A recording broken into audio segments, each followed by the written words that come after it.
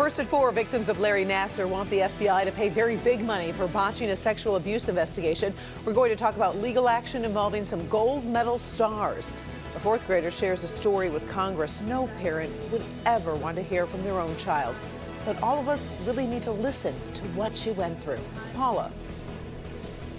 Well, local election experts are raising an alarm. They're concerned about what happens if Michiganders decide not to tune into the January 6th commission hearings that start publicly tomorrow. And Paul, raindrops keep falling on my head. Oh, yes. You see them here on Storm Tracker 4, and there's more on the way. A lot more back to the west. I'll have a complete forecast straight ahead. Live from downtown Detroit, Local 4 News First at 4 starts now. Good afternoon. I'm Karen Drew. First at 4, the new billion-dollar lawsuit against the FBI seeking accountability for how that investigation of the former Dr. Larry Nassar was handled. Now, this time, some of the biggest stars in women's gymnastics are involved, including Simone Biles and Aly Raisman and Michaela Maroney. They are among 90 victims saying the FBI needed to act more quickly and could have prevented their abuse. They are seeking $1 billion. FBI agents first received accusations about Nassar in 2015, but Nassar wasn't arrested until 2016 during an investigation by Michigan State University police. Under federal law, the FBI has up to 6 months to respond to the claims. The family of one of the victims in the Oxford High School shooting has filed a new lawsuit against the district. 17-year-old Madison Baldwin is one of 4 students killed at the school last November. Her family attorney says they're suing the district as well as employees who they claim were responsible for allowing the shooting to happen. Madison's mother says her daughter transferred to Oxford High for her senior year. She was the happiest I'd ever seen her, and those 3 months she was there. So it hurts to see that that was taken away from her and not blame myself for allowing her to go to a school that I thought she was protected at. So far, no response to the suit from the district. The families for all 4 students who were killed have now taken legal action against the district. A crash involving a Detroit fire truck leaves 4 people injured and the whole thing under investigation hours after it happened. Take a look at the mess on the city's east side. We're told the rig was responding to a house fire when it collided with an SUV near the intersection of Dickerson and Houston Whittier. 2 firefighters are injured. 2 people in the SUV are also hurt after being pulled from the wreckage by the jaws of life. We're tracking the investigation. We'll update you when you join us at 5. All right, so if you're keeping an eye on COVID cases in Michigan, the state's weekly update just arrived. In the past 7 days, Michigan has recorded more than 18,000 new cases. It's down about 1,000 from last week. But remember, the state's tally does not include private home testing. The number of virus-related deaths more than doubled to 131. The state's 7-day positivity rate is above 16%. It was under 8% back in mid-April. As we move to our first forecast, seems like some nuisance rain is threatening to fall on some of our evening plans. It could be one of those on-again, off-again things. Let's bring in meteorologist Paul Gross.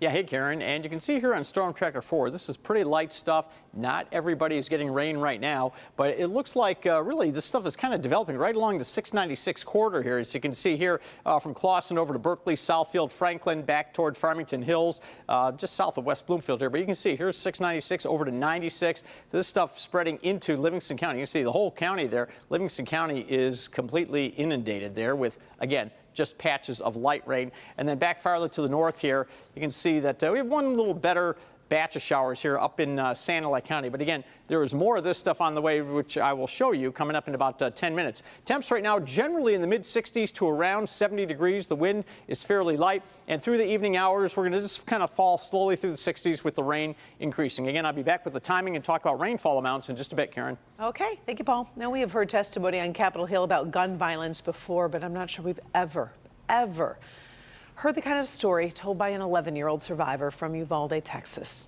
Today, 4th grader Mia Cirillo told Congress about smearing herself in her friend's blood and then playing dead because she feared the gunman would come back for her. It's all part of a push for gun reform. Kimberly Gill in the newsroom with some of today's testimony. So hard to listen to, Kim. Yeah, Karen, it's been very emotional. on Capitol Hill today. So many sad stories, but your heart just breaks when you hear a fourth grader, as you said, an 11-year-old, talk about trying to survive as a shooter burst into her classroom. Mia Cerillo saw her teacher and friends get shot and killed. At one point, she could only try to hide behind some backpacks. Listen to her story. When I went to the backpacks, he shot my friend that was next to me, and I thought he was gonna come back to the room, so I grabbed the blood and I put it all over me. And what did you do then when you put the blood on yourself? just stay quiet, and then I got my teacher's phone and called 911. The fourth grader at Robb Elementary testified on videotape there. Today's witnesses trying to paint pictures that will inspire members of Congress to make changes to prevent further tragedies. We also heard from people connected to that deadly grocery store shooting in Buffalo, New York. The mother of a 20-year-old survivor in that shooting vividly described her son's wounds, the holes caused by that AR-15. She even invited lawmakers to her house to get the full impact of what their life is like now. As I clean his wounds, I can feel pieces of that bullet in his back. Shrapnel will be left inside of his body for the rest of his life. Now I want you to picture that exact scenario for one of your children. This should not be your story or mine. There's no doubt members of Congress are feeling a whole new level of pressure to get things done. A bipartisan group of senators is looking for ways to compromise, but we've been here before and lawmakers have failed to take action. So tonight at 5, we'll be talking more about this. We'll have more from the hearing and a look at how the negotiations are playing out on Capitol Hill. For now, though, Karen, we'll send it back to you in the studio. All right. Thank you, Kim. Sure. The Supreme Court says an armed man who made threats against Justice Brett Kavanaugh was arrested near the justice's house in Maryland. A criminal complaint says Nicholas John Roski of California had a gun, a knife, and zip ties when he was arrested around 1 o'clock in the morning. He told police he was going to kill the justice and then himself. He was apparently upset over possible court action on Roe versus Wade and gun control. The U.S. House investigation into the January 6th attack on Capitol Hill will be in the primetime spotlight tomorrow. Today, a bunch of groups concerned about elections here in Michigan are speaking out about why we should be paying attention. They say this investigation isn't just about what happened in the past, but also could affect Michigan's future. Paula Tutman working that story for us in downtown Detroit. Paula. Hi, Karen. Hi, everybody. Yeah, so you may remember that so-called Stop the Steal rally that happened here. This is now called Huntington Place. Everybody knows it as Cobo. It was TCF back then, had absolutely no basis. And indeed, Michigan plays really a pivotal part in those hearings that start tomorrow. It played out on live television for anyone who cared to look. The deadly January 6th storming of the Capitol in an effort to overturn the election of Joe Biden, to keep Donald Trump in office by several thousand of his ardent supporters.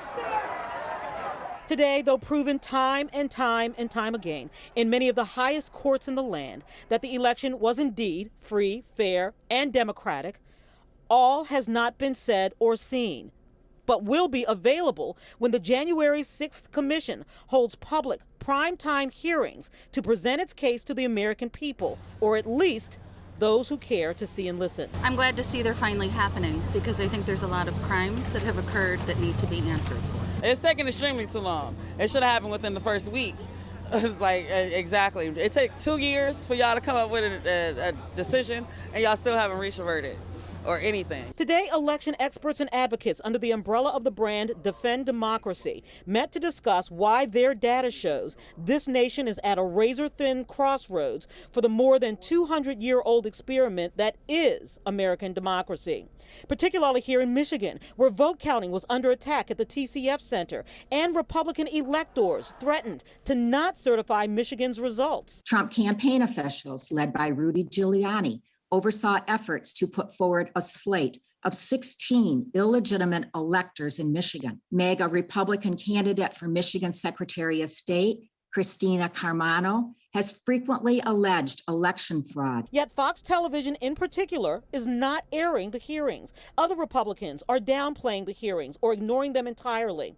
The Republican running for the office of election gatekeeper, Christina Caramo, a Trump ally, running for Secretary of State, who sent an email through an aide that she was too busy to contribute her voice to this story. Matt DePerno, running for Attorney General, also declined a request for an interview. Numerous audits and reviews have supported the integrity of the entire process in Michigan, even as Americans turned out in record numbers to let their voices be heard in the 2020 election. This moment is the equivalent of a 5-alarm fire. That means we need all hands on deck. You know, and it's also really important for our audience to know and understand that I also reached out to the Michigan GOP office by phone, text, and email. Did not hear anything back from them. We are trying to find pro-Trump, I should say, Republicans to talk to us about this issue. They didn't for this story, Karen. Well, we sure do appreciate you trying, Paula. Thank you. NBC will be covering the first public hearing tomorrow night, starting at 8. It's scheduled to last for 2 hours. Then you should be able to see an episode of Law and Order, Special Victims Unit, followed by Local 4 News at 11.